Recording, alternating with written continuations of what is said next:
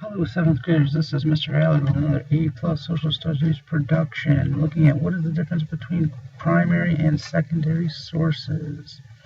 First, let's look at a primary source. A primary source tells you about an event from the time period of that event. Let's look at some examples of primary sources like letters, journals, newspapers, speeches, and political cartoons.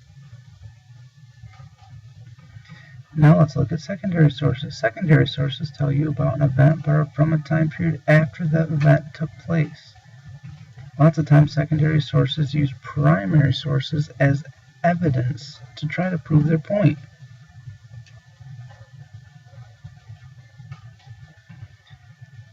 Let's look at some examples of secondary sources.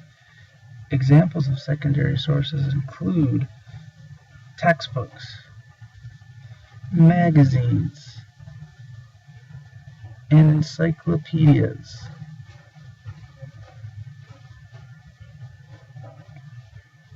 Let's take a look at whether or not this is a primary source or a secondary source. First, let's look at a journal entry written by a pilgrim.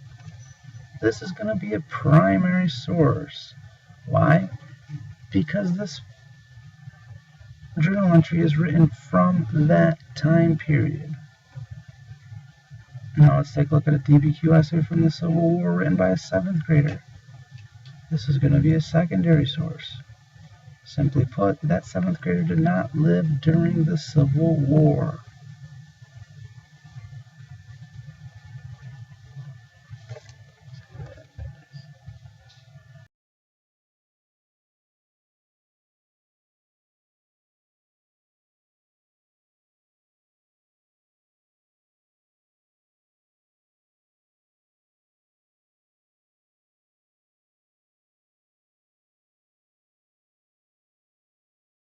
Created using Powtoon.